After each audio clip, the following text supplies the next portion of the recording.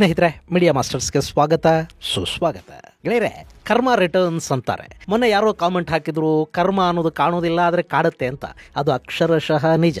ನಿಮ್ಮ ಟೈಮ್ ಬರಬೇಕು ಅಷ್ಟೇ, ಅದು ಖಂಡಿತ ಅಷ್ಟಕ್ಕಷ್ಟು ವಾಪಸ್ ಕೊಟ್ಟೇ ಕೊಡುತ್ತೆ. ಈಗ ವಿಷಯ ಏನು ಅಂದರೆ, ಜಾರ್ಜ್ ಸರೋಸ್ ಹೆಸರನ್ನು ನೀವು ಕೇಳಿದಿರಿ ಅಲ್ವಾ? ಭಾರತದಲ್ಲಿ ಮೋದಿ ಸರ್ಕಾರವನ್ನು ಕೆಡುವುದಕ್ಕೆ ಎಷ್ಟು ಬಿಲಿಯನ್ ಬೇಕಾದರೂ ಕೊಡ್ತೀನಿ ಅಂತ ಹೇಳಿದ್ದ. ಇಲ್ಲಿನ ನಾನಾ ಪ್ರತಿಭಟನೆಗಳಿಗೆ ಹಣವನ್ನು ಪಂಪ್ ಮಾಡಿದ್ದ. ಇಟಲಿಯ ಸರ್ಕಾರವನ್ನು ಕೆಡುವುದಕ್ಕೆ ಪ್ರಯತ್ನ ಪಟ್ಟಿದ್ದ. ಅಮೆರಿಕಾದ ಡೆಮೊಕ್ರೆಟಿಕ್ ಸರ್ಕಾರ ಆತನಿಗಲ್ಲಿನ ಅತ್ಯುನ್ನತ ಗೌರವವನ್ನು ಕೊಟ್ಟಿತ್ತು. ಬ್ರಿಟನ್ ಸೇರಿದಂತೆ ಜಗತ್ತಿನ ನಾನಾ ದೇಶಗಳ ಎಕಾನಮಿಯನ್ನ ನಾಶ ಮಾಡಿದ್ದ.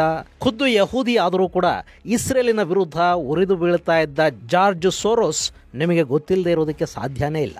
ಈಗ ವಿಷಯ ಏನು ಅಂದ್ರೆ, ಬೆಂಗಳೂರಲ್ಲಿದ್ದ ಆತನ ಓಪನ್ ಸೊಸೈಟಿ ಫೌಂಡೇಶನ್ ಮತ್ತು ಅದರ ಜೊತೆ ಸಂಪರ್ಕ ಇಟ್ಕೊಂಡಿದ್ದ ಇನ್ನೊಂದಷ್ಟು NGOಗಳು, ಅದರಲ್ಲಿ ಕೆಲಸ ಮಾಡ್ತಿದ್ದವರ ಮೇಲೆ ಕೂಡ ಇಡಿ ದಾಳಿಗಳು ನಡೆದಿವೆ. ವಿದೇಶದಿಂದ ಅಕ್ರಮವಾಗಿ ಹಣ ತರಿಸಿಕೊಂಡ ಮತ್ತು ಅದರ ಲೆಕ್ಕ ಕೊಡದೆ ಅದನ್ನ ಮನಿ ಲಾಂಡ್ರಿಂಗ್ ಆಕ್ಟಿವಿಟಿಗಳಿಗೆ ಬಳಕೆ ಮಾಡಿದ ಆರೋಪದ ಮೇಲೆ ಆ ಕಚೇರಿಗಳ ಮೇಲೆ ದಾಳಿ ನಡೆದಿದೆ. ಅದಕ್ಕಿಂತ ಮಜಾ ಅಂದ್ರೆ, ಅಮೆರಿಕದ ಇಂಟೆಲಿಜೆನ್ಸ್ ಇಲಾಖೆಗಳ ಮುಖ್ಯಸ್ಥೆ ತುಳಸಿ ಗಬ್ಬಾರ್ಡ್ ಭಾರತದಲ್ಲಿರುವಾಗಲೇ ಅಮೆರಿಕ ಮೂಲದ open society, Amnesty international, human rights watch ಮುಂತಾದ NGOಗಳ ಮೇಲೆ ಎನ್ಫೋರ್ಸ್ಮೆಂಟ್ ಡೈರೆಕ್ಟರೇಟ್ ದಾಳಿಯನ್ನ ನಡೆಸಿದೆ. ಹಾಗಾದ್ರೆ ಸೊರೋಸ್ ಮೇಲೆ ಭಾರತ ಈಗ ಮುರ್ಕೊಂಡು ಬಿದ್ದಿರೋದು ಯಾಕೆ? ಸೊರೋಸ್ ಜೊತೆ ಸಂಬಂಧ ಇಟ್ಟುಕೊಂಡಿದ್ದ ಇನ್ನಿತರ NGOಗಳು ಭಾರತದಲ್ಲಿ ಏನು ಮಾಡ್ತಾ ಇದ್ವು? ಬನ್ನಿ ನೋಡೋಣ.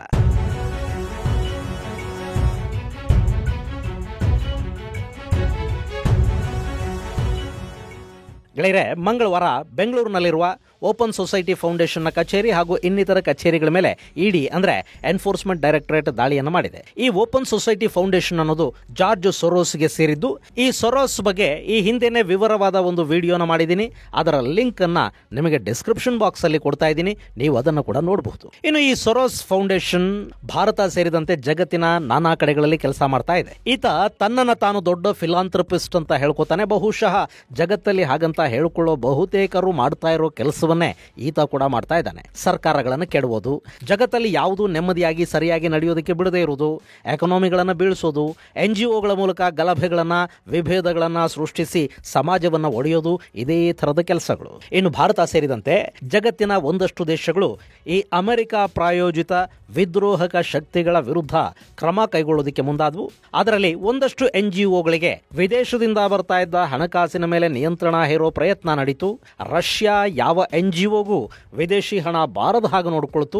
ಚೈನಾದಲ್ಲಿ ಕೂಡ NGOಗಳು ವಿದೇಶಿ ನೆರವು ಇದೆಲ್ಲ ಇಲ್ಲ. ಆದ್ರೆ ಭಾರತದಲ್ಲಿ ಹಾಗೆ ಮಾಡೋದಕ್ಕೆ ಸಾಧ್ಯ ಆಗೋದಿಲ್ಲ ನೋಡಿ.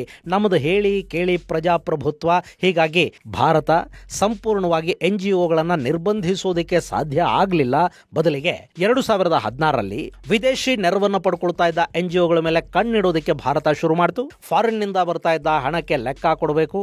ಆ ಹಣ ಯಾವ ಉದ್ದೇಶಕ್ಕಾಗಿ ಬಂದಿದೆಯೋ ಅದಕ್ಕೆ ಬಳಕೆ ಆಗಬೇಕು ಅನ್ನೋ ತರದ ಕಾನೂನುಗಳು ಜಾರಿಯಾದವು. ಅಲ್ಲಿಗೆ ಓಪನ್ ಸೊಸೈಟಿ ಸೇರಿದಂತೆ ಸಾಕಷ್ಟು ಸಂಘ ಸಂಸ್ಥೆಗಳಿಗೆ ಮೀನಿನ ಮೂಳೆ ಗಂಟಲು ಸಿಕ್ಕಾಕೊಂಡ ಹಾಗಾಯ್ತು. ಇವರು ಇಲ್ಲಿ ಬಡತನ ನಿರ್ಮೂಲನೆ, ಜನರನ್ನ ಎಜುಕೇಟ್ ಮಾಡೋದು, ಪ್ರಜಾಪ್ರಭುತ್ವದ ಪರಿರಕ್ಷಣೆ, ಮಾನವ ಹಕ್ಕುಗಳನ್ನು ಕಾಪಾಡೋದು, ಇಂಥ ಕಾರಣಗಳನ್ನು ಕೊಟ್ಟು ಹಣ ತರಿಸ್ಕೊಳ್ತಾ ಇದ್ರು. ಆದ್ರೆ ಆ ಹಣ ಇಲ್ಲಿ ಸರ್ಕಾರಗಳ ವಿರುದ್ಧ ಬಳಕೆ ಆಗ್ತಾ ಇತ್ತು. ಅದಕ್ಕೆ ಆವಾಗ ಸರ್ಕಾರ ಕಡಿವಾಣ ಹಾಕ್ತೋ ವಿದೇಶಿ ಮೂಲದ NGOಗಳು ಭಾರತ ಸರ್ಕಾರದ ಮೇಲೆ ಮುರ್ಕೊಂಡು ಬೀಳೋದಕ್ಕೆ ಶುರು ಮಾಡಿದ್ವು. ಈ ಸಂದರ್ಭದಲ್ಲೇ ಓಪನ್ ಸೊಸೈಟಿಯ ಮೇಲೆ ಕೂಡ ಭಾರತ ಕಣ್ಣಿಟ್ಕೊಂಡು ಕೂತ್ಕೊಳ್ತು. ಅವರಿಗೂ ನಿರ್ಬಂಧಗಳು ಅನ್ವಯ ಆಗ್ತಾ ಇದ್ವು. ಇನ್ನು ಇದೇ ಸಂದರ್ಭದಲ್ಲಿ ಆಮ್ನೆಸ್ಟಿ ಇಂಟರ್ನ್ಯಾಷನಲ್ ಮೇಲೆ ಭಾರತದ ಸರ್ಕಾರ ಚಾಟಿ ಬೀಸಿತು. ಈ ಆಮ್ನೆಸ್ಟಿಗೆ 2016ರಲ್ಲಿ ನೋಟಿಸ್ ಅನ್ನು ಜಾರಿ ಮಾಡಲಾಯಿತು. ಅವರು ವಿದೇಶಗಳಿಂದ ಕಳ್ಳ ಮಾರ್ಗಗಳ ಮೂಲಕ ಹಣ ತರಿಸಿಕೊಂಡಿದ್ರು. ಅದನ್ನ ಫಾರಿನ್ ಡೈರೆಕ್ಟ್ ಇನ್ವೆಸ್ಟ್ಮೆಂಟ್ ಅಂತಲೂ ಕನ್ಸಲ್ಟೆನ್ಸಿಗೆ ಬಂದ ಹಣ ಅಂತಲೂ ತೋರಿಸಲಾಗ್ತಾ ಇತ್ತು. ಮತ್ತು ಅದೇ ಹಣವನ್ನ ಇಲ್ಲಿ ಭಾರತದ ವಿರೋಧಿ ಚಟುವಟಿಕೆಗಳಿಗೆ ಬಳಕೆ ಮಾಡ್ತಾ ಇದ್ರು. ಹೀಗಾಗಿ ಆಮ್ನೆಸ್ಟಿಗೆ ಸುಮಾರು 54.7 ಕೋಟಿ ರೂಪಾಯಿಗಳು ಹಾಗೂ ಅದರ ಮುಖ್ಯಸ್ಥ ಆಕಾರ್ ಪಟೇಲ್ಗೆ 10 ಕೋಟಿ ರೂಪಾಯಿಗಳಷ್ಟು ದಂಡವನ್ನು ವಿಧಿಸಲಾಯಿತು. ಹಾಗೆ ಆಕಾರ್ ಪಟೇಲ್ ವಿರುದ್ಧ ದೇಶದ್ರೋಹ ಸೇರಿದಂತೆ ಒಂದಷ್ಟು ಪ್ರಕರಣಗಳು ಕೂಡ ದಾಖಲಾದವು. ಆಮ್ನೆಸ್ಟಿ ಭಾರತದಲ್ಲಿ ಬಾಗಿಲು ಮುಚ್ಚಿತು. ಆದರೆ ಅವರು ಭಾರತದಲ್ಲಿ ತಮ್ಮ ಕೆಲಸವನ್ನೇನು ನಿಲ್ಲಿಸಲಿಲ್ಲ.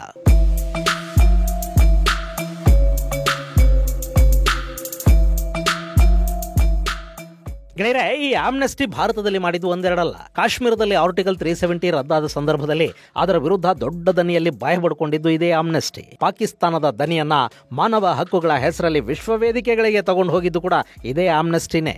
ಇನ್ನು ಸಿಎಎ ಪ್ರತಿಭಟನೆಗಳ ಸಂದರ್ಭದಲ್ಲಿ ಕೂಡ ಆಮ್ನೆಸ್ಟಿ ಭಾರತದ ವಿರುದ್ಧ ದೊಡ್ಡ ಮಟ್ಟದಲ್ಲಿ ಕೆಲಸ ಮಾಡಿತು. ಇನ್ನು ಎರಡನೆಯದ್ದು ಹ್ಯೂಮನ್ ರೈಟ್ಸ್ ವಾಚ್, ಮಾನವ ಹಕ್ಕುಗಳ ನಿಗಾ ಸಂಸ್ಥೆ. ಇದರದ್ದು ಕೂಡ ಭಾರತದ ವಿರುದ್ಧ ಪ್ರೊಪಗಂಡಾ ಮಾಡೋ ಕೆಲಸನೇ. ಭಾರತದಲ್ಲಿ ಮಾನವ ಹಕ್ಕುಗಳ ಉಲ್ಲಂಘನೆ ಆಗ್ತಾ ಇದೆ, ಭಾರತದಲ್ಲಿ ಅಲ್ಪಸಂಖ್ಯಾತರ ಮೇಲೆ ಹಲ್ಲೆಗಳಾಗ್ತಾ ಇವೆ, ಅವರ ಹಕ್ಕುಗಳನ್ನು ಕಿತ್ತುಕೊಳ್ಳಲಾಗ್ತಾ ಇದೆ.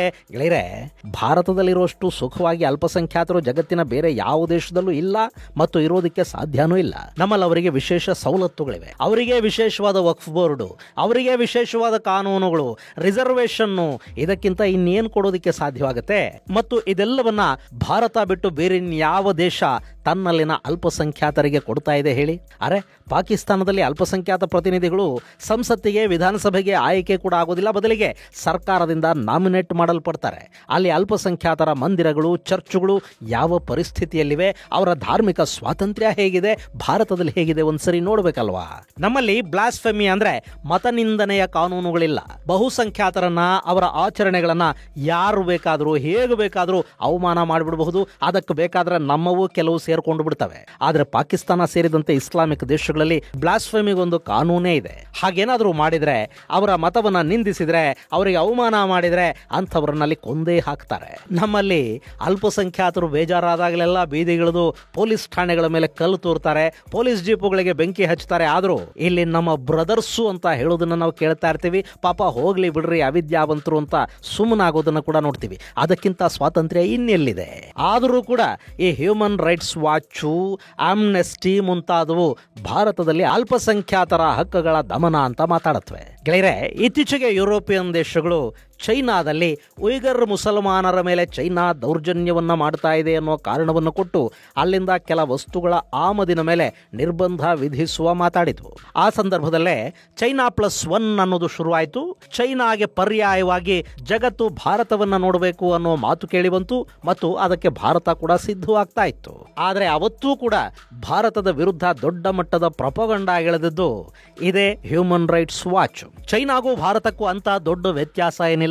ಚೈನಾದಲ್ಲಿ ಹೇಗೆ ಉಯ್ಗರ್ ಮುಸಲ್ಮಾನರನ್ನ ದಮನ ಮಾಡಲಾಗ್ತಾ ಇದೆಯೋ ಹಾಗೆ ಭಾರತದಲ್ಲಿ ಕೂಡ ಮುಸ್ಲಿಮರ ಹಕ್ಕುಗಳನ್ನ ಕಿತ್ತುಕೊಳ್ಳಲಾಗ್ತಾ ಇದೆ. ಹೀಗಾಗಿ ಯಾವುದೇ ಕಾರಣಕ್ಕೂ ಭಾರತದಲ್ಲಿ ಹೂಡಿಕೆಗಳನ್ನ ಮಾಡಬಾರದು, ಭಾರತದ ವಸ್ತುಗಳನ್ನ ಖರೀದಿ ಮಾಡಬಾರದು ಅಂತೆಲ್ಲ ಈ ಹ್ಯೂಮನ್ ರೈಟ್ಸ್ ವಾಚ್ ಅಂತಾರಾಷ್ಟ್ರೀಯ ಮಟ್ಟದಲ್ಲಿ ದೊಡ್ಡದಾಗಿ ಬಾಯಿ ಬಡ್ಕೊಳ್ತು.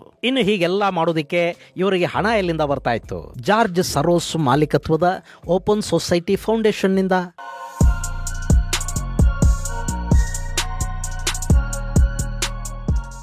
ಗೆಳೆಯರೆ, ಡಿಸ್ಇನ್ಫೋ ಲ್ಯಾಬ್ ಅನ್ನೋ ಒಂದು ಸಂಸ್ಥೆ ಒಂದು ತನಿಖೆಯನ್ನು ಮಾಡಿ ಸೊರೋಸ್ ಜೊತೆ ಯಾರೆಲ್ಲ ಇದ್ದಾರೆ, ಸೊರೋಸ್ನ ವಿದ್ರೋಹಿ ಕುಟುಂಬ ಎಷ್ಟು ದೊಡ್ಡದು ಅನ್ನೋ ಬಗ್ಗೆ ಒಂದು ವರದಿಯನ್ನ ಮತ್ತು ಚಾರ್ಟ್ ಒಂದನ್ನು ಕೂಡ ಬಿಡುಗಡೆ ಮಾಡಿದೆ. ಇಲ್ಲಿದೆ ನೋಡಿ ಆ ಚಾರ್ಟ್. ಸೊರೋಸ್ ಭಾರತದಲ್ಲಿ ಮಾತ್ರ ಅಲ್ಲ, ಇಡೀ ಜಗತ್ತಲ್ಲಿ ತನ್ನ ಕಬಂದ ಬಾಹುಗಳನ್ನು ಚಾಚಿರೋ ಮನುಷ್ಯ. ಭಾರತದಲ್ಲಂತೂ ಸಾಕಷ್ಟು ಮಂದಿ ಈತನ ಏಜೆಂಟರಿದ್ದಾರೆ. ಹಾಗೆ ಅಮೆರಿಕಾದಲ್ಲಿ ಕೂತ ಸಾಕಷ್ಟು ಭಾರತೀಯ ಮೂಲದ ವ್ಯಕ್ತಿಗಳು ಕೂಡ ಸೊರೋಸ್ಗಾಗಿ ಭಾರತದ ವಿರುದ್ಧ ಕೆಲಸ ಮಾಡ್ತಾ ಇದ್ದಾರೆ. ಮೊನ್ನೆ ಬಾಂಗ್ಲಾದಲ್ಲಿ ಸರ್ಕಾರದ ಪತನ ಆಯ್ತಲ್ಲ, ಅದರ ಹಿಂದಿದ್ದದ್ದು ಕೂಡ ಇದೇ ಸೊರೋಸ್ ನೆರಳೆ. ಇನ್ನು ಇತ್ತೀಚೆಗೆ US commission on international religious freedom USCIRF Bharat ಧಾರ್ಮಿಕ ಅಲ್ಪಸಂಖ್ಯಾತರ ಸ್ವಾತಂತ್ರ್ಯವನ್ನ ಕಿತ್ತುಕೊಳ್ತಾ ಇದೆ ಅನ್ನೋ ಆರೋಪವನ್ನು ಮಾಡುತ್ತೆ ಮತ್ತು ಭಾರತದ ವಿರುದ್ಧ ನಿರ್ಬಂಧಗಳನ್ನು ವಿಧಿಸಬೇಕು ಅಂತ ಅಮೆರಿಕ ಸಂಸತ್ತಲ್ಲಿ ಒತ್ತಾಯವನ್ನು ಕೂಡ ಮಾಡುತ್ತೆ. ಅಮೆರಿಕದ ಈ ಸಂಸ್ಥೆಯ ಮುಖ್ಯಸ್ಥಿಯಾಗಿದ್ದದ್ದು ಅನುಪಮಾ ಭಾರ್ಗವ್, ಭಾರತೀಯ ಮೂಲದ ಹೆಣ್ಣು. ಆಕೆ ಕೂಡ ಜಾರ್ಜ್ ಸರೋಸ್ಗೆ ಸೇರಿದ ಓಪನ್ ಸೊಸೈಟಿಯ ಫಲಾನುಭವಿನೇ. ಭಾರತದ ವಿರುದ್ಧ ಇವರು ಮಾಡಿದ್ದೇನು ಎರಡ? ಭಾರತೀಯ ಸೇನೆಗಾಗಿ ರಫೇಲ್ ಖರೀದಿ ಆದ್ರೆ ಅದರಲ್ಲಿ ಆ ಖರೀದಿಯಲ್ಲಿ ಭ್ರಷ್ಟಾಚಾರ ಆಗಿದೆ ಅನ್ನೋ ಆರೋಪ ಮಾಡಿದ್ರು. ಅದರ ವಿರುದ್ಧ ಸುಪ್ರೀಂ ಕೋರ್ಟ್ನ ಮೆಟ್ಟಿಲು ಹತ್ತಲಾಯಿತು. ಕಡೆಗೆ ಸುಪ್ರೀಂ ಕೋರ್ಟ್ ಸುದೀರ್ಘ ವಿಚಾರಣೆಯ ನಂತರ ಆ ಖರೀದಿಯಲ್ಲಿ ಯಾವ ಹಗರಣವೂ ನಡೆದಿಲ್ಲ ಅಂತ ಹೇಳ್ತು. ಹೀಗೆ ರಫೇಲ್ ವಿಷಯದಲ್ಲಿ ಫ್ರಾನ್ಸ್ ಅಲ್ಲಿ ಪ್ರಕರಣ ದಾಖಲಾಗೋ ಹಾಗೆ ಮಾಡಿ ಭಾರತದಲ್ಲಿ ಕೆಲವರು ಇದರ ವಿರುದ್ಧ ಸುಪ್ರೀಂ ಕೋರ್ಟ್ನ ಮೆಟ್ಟಿಲು ಹತ್ತು ಹಾಗೂ ಮಾಡಿದ್ದು ಫ್ರಾನ್ಸ್ನಲ್ಲಿನ ಶೆರ್ಪಾ ಅಸೋಸಿಯೇಷನ್ ಅನ್ನೋ ಸಂಸ್ಥೆ. ಇದು ಕೂಡ ಸೊರೋಸ್ ಫೌಂಡೇಶನ್ನಿನ ಫಲಾನುಭವಿನೇ. ಇನ್ನು ಈ ಸೊರೋಸ್ ಜಗತ್ತಿನಾದ್ಯಂತ ಪ್ರತಿಭಟನೆಗಳಿಗೆ ಕೂಲಿ ಕೊಡೋ ಮನುಷ್ಯ. ಪಾಲಸ್ತೀನ್ ಪರ, ಇಸ್ರೇಲ್ ವಿರುದ್ಧ ದೊಡ್ಡ ಮಟ್ಟದಲ್ಲಿ ಜಗತ್ತಿನ ನಾನಾ ಕಡೆಗಳಲ್ಲಿ ಪ್ರತಿಭಟನೆಗಳಾದವು ನೋಡಿ. ಅದಕ್ಕೆ ಫಂಡಿಂಗ್ ಮಾಡಿದ್ದು, ಆ ಪ್ರತಿಭಟನೆಗಳಲ್ಲಿ ಭಾಗಿಯಾದವರಿಗೆ ದಿನಗೂಲಿಯನ್ನು ಕೊಟ್ಟಿದ್ದು ಕೂಡ ಇದೇ ಸೊರೋಸ್ ಫೌಂಡೇಶನ್. ಗೆಳೆಯರೆ, ನಿಮಗೆ ಗೊತ್ತಿರಲಿ, ಯಾವ ಪ್ರತಿಭಟನೆಗಳು ಸುಮ್ಮನೆ ನಡೆಯೋದಿಲ್ಲ. ಅಲ್ಲೊಂದಷ್ಟು ಹಣ ಖರ್ಚು ಮಾಡಲೇಬೇಕಾಗತ್ತೆ. ಆ ಹಣ ಎಲ್ಲಿಂದ ಬರುತ್ತೆ? ಯಾರಾದರೂ ಕೊಡ್ಲೇಬೇಕಲ್ವಾ? ಈಗ ಯಾರೇ ಆಗಲಿ ಪ್ರತಿಭಟನೆಗೆ ಹೋಗಿ ಅಲ್ಲಿ ಪ್ಲೇ ಕಾರ್ಡ್ಗಳನ್ನ, ಬ್ಯಾನರ್ಗಳನ್ನ ಹಿಡ್ಕೊಂಡು ಜೈಕಾರನೋ ಧಿಕ್ಕಾರನೋ ಹಾಕ್ತಾ ಕೂತ್ಕೋತಾರೆ ಅಂದ್ರೆ ಅವರ ಒಂದು ದಿನದ ದುಡಿಮೆ ಹೋಯ್ತಲ್ವಾ? ಆ ದುಡಿಮೆಯನ್ನ ಕಾಂಪನ್ಸೇಟ್ ಮಾಡಿ ಕೊಡೋ ಕೆಲಸವನ್ನಾದ್ರೂ ಯಾರಾದ್ರೂ ಮಾಡ್ಲೇಬೇಕಲ್ವಾ? ಅದಕ್ಕೆ ಹಣ ಬೇಕು ಮತ್ತು ಖಂಡಿತ ಅಲ್ಲಿ ಹಣ ಖರ್ಚಾಗೇ ಆಗತ್ತೆ. ಹೀಗಾಗಿನೇ ಪ್ರತಿಭಟನೆಗಳು, ಗಲಭೆಗಳು ನಡೆದಾಗ ಪೊಲೀಸರು, ಏಜೆನ್ಸಿಗಳು ಮೊದಲು ಹುಡುಕೊಂಡು ಹೋಗೋದೆ ಅದಕ್ಕೆ ಹಣ ಎಲ್ಲಿಂದ ಬಂತು ಅನ್ನೋದನ್ನ. ಅಂಥ ತನಿಖೆಗಳಲ್ಲಿ ಸಾಕಷ್ಟು ಬಾರಿ ನಮ್ಮ ಏಜೆನ್ಸಿಗಳು ಸೊರೋಸ್ ಅವರ ಓಪನ್ ಸೊಸೈಟಿ ಫೌಂಡೇಶನ್ ನ ಬಾಗಿಲವರೆಗೆ ಹೋಗಿದ್ದಿದೆ. ನಮ್ಮ ದೆಹಲಿಯ ಶಾಹೀನ್ ಬಾಗ್ ಪ್ರತಿಭಟನೆಗೆ ಕೂಡ ಒಂದಷ್ಟು ಹಣವನ್ನ ಪಂಪ್ ಮಾಡಿದ್ದು ಇದೇ ಸೊರೋಸ್ ಫೌಂಡೇಶನ್. ಹಾಗೆ ಮಣಿಪುರದಲ್ಲಿ ಇವತ್ತು ಗಲಭೆಗಳು ನಡೀತಾ ಇವೆ ಅಲ್ವಾ, ಅದರ ಹಿಂದೆ ಕೂಡ ಸೊರೋಸ್ ಫೌಂಡೇಶನ್ ನ ನೆರಳೇ ಇದೆ. ಇನ್ನಿವರಿಗೆ ಹಣ ಎಲ್ಲಿಂದ ಬರ್ತಾ ಇತ್ತು?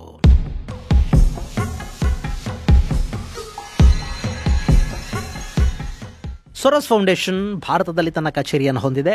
ಈ ಹಿಂದೆ ಪ್ರಜಾಸೇವೆಯ ಹೆಸರಲ್ಲಿ ಇಲ್ಲಿಗೆ ಹಣ ಹರಿದು ಬರ್ತಾ ಇತ್ತು. ಭಾರತದಲ್ಲಿ ಪ್ರಜಾಪ್ರಭುತ್ವವನ್ನು ಉಳಿಸೋದು, ಇಲ್ಲಿನ ಜನರನ್ನ ಎಜುಕೇಟ್ ಮಾಡೋದು, ಇಲ್ಲಿನ ಯೂನಿವರ್ಸಿಟಿಗಳಲ್ಲಿ ಫೆಲೋಶಿಪ್ಗಳು, ಪ್ರೊಫೆಸರ್ಗಳಿಗೆ ಹಣ ಕೊಟ್ಟು ಭಾರತ ವಿರೋಧಿ ಲೇಖನಗಳನ್ನು ಬರೆಸಿ ಅವರನ್ನ ಅಂತಾರಾಷ್ಟ್ರೀಯ ವೇದಿಕೆಗಳ ಮೇಲೆ ಪ್ರದರ್ಶಿಸಿ ಅವರ ಲೇಖನಗಳನ್ನು ಅಲ್ಲಿ ಪ್ರೆಸೆಂಟ್ ಮಾಡಿಸೋದು, ಇಂಥದ್ದಕ್ಕೆಲ್ಲ ಹಣ ಅಮೆರಿಕಾದಿಂದ ಬರ್ತಾ ಇತ್ತು. ಆದರೆ ಯಾವಾಗ 2016ರಲ್ಲಿ ಭಾರತ ಸರ್ಕಾರ ಫಾರಿನ್ ಎಕ್ಸ್ಚೇಂಜ್ ಮ್ಯಾನೇಜ್ಮೆಂಟ್ ಆಕ್ಟ್ ನ ಬೋಲ್ಟು ನಟ್ಟಗಳನ್ನು ಸ್ವಲ್ಪ ಟೈಟ್ ಮಾಡಿ ಬರ್ತಿರೋ ಹಣಕ್ಕೆ ಲೆಕ್ಕ ಕೇಳೋದಕ್ಕೆ ಮತ್ತು ಆ ಹಣದ ಮೇಲೆ ಕಣ್ಣಿಡೋದಕ್ಕೆ ಶುರು ಮಾಡ್ತೋ, ಅಲ್ಲಿಂದ ಇವರು ತಮ್ಮ ರೂಟ್ ಅನ್ನ ಬದಲಿಸಿಕೊಂಡ್ರು. ಮೂಲ ಸಂಸ್ಥೆಯನ್ನ ಬಿಟ್ಟು ಸಬ್ಸಿಡರಿ ಸಂಸ್ಥೆಗಳನ್ನ, ಬೇನಾಮಿಗಳನ್ನ ಮಾಡಿಕೊಂಡ್ರು. ಆ ಸಂಸ್ಥೆಗಳ ಹೆಸರಿಗೆ FDI ಅಂದ್ರೆ ಫಾರಿನ್ ಡೈರೆಕ್ಟ್ ಇನ್ವೆಸ್ಟ್ಮೆಂಟ್, ಬೇರೆ ಬೇರೆ ಕನ್ಸಲ್ಟೇಷನ್ಗಳ ಹೆಸರಲ್ಲಿ ಹಣ ತರಿಸ್ಕೊಳ್ಳೋದಕ್ಕೆ ಶುರು ಮಾಡಿದ್ರು. ಅದರ ಜೊತೆಗೆ ಭಾರತದಲ್ಲೇ ಇದ್ದ ಅಮೆರಿಕ ಹಾಗೂ ಹೊರದೇಶದ ಮೂಲದ ಒಂದಷ್ಟು ವ್ಯಾಪಾರಿ ಸಂಸ್ಥೆಗಳು, ಉದ್ಯಮಗಳು ಇದ್ವು ನೋಡಿ, ಅಲ್ಲಿಂದ ಕೂಡ ದೇಣಿಗೆಯ ರೂಪದಲ್ಲಿ ಹಣವನ್ನ ಪಡ್ಕೊಳ್ಳೋದಿಕ್ಕೆ ಶುರು ಮಾಡಿದ್ರು. ಹೀಗೆ ಬೇನಾಮಿ NGOಗಳಿಗೆ ಬಂದ ಹಣವನ್ನ ಮತ್ತೆ ಭಾರತ ವಿರೋಧಿ ಕೃತ್ಯಗಳಿಗೆ ಬಳಕೆ ಮಾಡ್ಕೊಳ್ತಾ ಇದ್ರು. ಇದೆಲ್ಲದರ ಮೇಲೆ ಕಣ್ಣಿಟ್ಕೊಂಡೇ ಕೂತಿದ್ದ ಭಾರತದ ಏಜೆನ್ಸಿಗಳು ಈಗ ಓಪನ್ ಸೊಸೈಟಿಯ ಮೇಲೆ ರೇಡ್ ಮಾಡಿವೆ. ಫೆಮಾ ಉಲ್ಲಂಘನೆಯ ಆರೋಪ ಇವರ ಮೇಲಿದೆ ಮತ್ತು ಅವರಿಂದ ಹಣ ಪಡೆದ ಇನ್ನಿತರ ಸಂಘ ಸಂಸ್ಥೆಗಳ ಮೇಲೆ ಕೂಡ ದಾಳಿಗಳಾಗಿವೆ. ಗೆಳೆಯರೆ, ಸೊರೋಸ್ಗೆ ಈಗ ಅಮೆರಿಕಾದಲ್ಲಿನ ಸರ್ಕಾರ ಕೂಡ ಬೆಂಬಲವನ್ನೇನು ಕೊಡ್ತಾ ಇಲ್ಲ. ಅಲ್ಲೂ ಡೆಮೋಕ್ರೆಟಿಕ್ರು ಅಧಿಕಾರದಲ್ಲಿಲ್ಲ. ಡೆಮೋಕ್ರೆಟಿಕ್ಕರ ಅಧಿಕಾರ ಇದ್ದಷ್ಟು ದಿನ ಈತ ಇನ್ನಿಲ್ಲದಷ್ಟು ಮೆರೆದಿದ್ದ. ಬಿಡೆನ್ ಹೋಗ್ತಾ ಹೋಗ್ತಾ ಈತನಿಗೆ ಅಮೆರಿಕಾದ ಸರ್ವೋಚ್ಚ ನಾಗರಿಕ ಪ್ರಶಸ್ತಿಯನ್ನು ಕೊಟ್ಟು ಗೌರವಿಸಿ ಹೋದ್ರು. ಆದರೆ ಈಗ ರಿಪಬ್ಲಿಕನ್ ಸರ್ಕಾರ ಅಲ್ಲಿ ಈ ಜಾರ್ಜ್ ಸೊರೋಸ್ ಫೌಂಡೇಶನ್ಗಳು ಮತ್ತು ಆತನ ಕಾರ್ಯಚಟುವಟಿಕೆಗಳ ವಿರುದ್ಧ ತನಿಖೆಗಳನ್ನು ಆರಂಭ ಮಾಡ್ತಾ ಇದೆ. ಇದೇ ಸಮಯದಲ್ಲಿ ಭಾರತದಲ್ಲಿ ಕೂಡ ಓಪನ್ ಸೊಸೈಟಿಯ ಮೇಲೆ ರೈಡ್ಗಳಾಗಿವೆ. ಅದರ ಕಾರ್ಯಚಟುವಟಿಕೆಗಳನ್ನು ಭಾರತ ಮುಂದಿನ ದಿನಗಳಲ್ಲಿ ನಿರ್ಬಂಧಿಸಲೂಬಹುದು ಅಥವಾ ಇವರು ಮತ್ತೆ ಬೇರೆ ಬೇರೆ ಹೆಸರುಗಳಲ್ಲಿ ತಮ್ಮ ಬೇರುಗಳನ್ನು ಚಾಚಿಕೊಳ್ತಾ ಹೋಗಲೂಬಹುದು. ಏನಾಗುತ್ತೆ ಅನ್ನೋದನ್ನ ಕಾದು ನೋಡಬೇಕು. ಇದು ಗೆಳೆಯರೆ, ಸೊರೋಸ್ ಮತ್ತು ಆತನ ಬೆಂಬಲಿಗರ ಸಂಸ್ಥೆಗಳ ಮೇಲೆ ನಡೆದ ಇಡಿ ದಾಳಿಗೆ ಸಂಬಂಧಪಟ್ಟ ಒಂದಷ್ಟು ಮಾಹಿತಿ. ಮುಂದಿನ ಸಂಚಿಕೆಯಲ್ಲಿ ಮತ್ತಷ್ಟು ವಿಶೇಷಗಳ ಜೊತೆ ಮತ್ತೆ ಭೇಟಿಯಾಗೋಣ. ಅಲ್ಲಿವರೆಗೆ ಜೈ ಹಿಂದ್, ಜೈ ಕರ್ನಾಟಕ.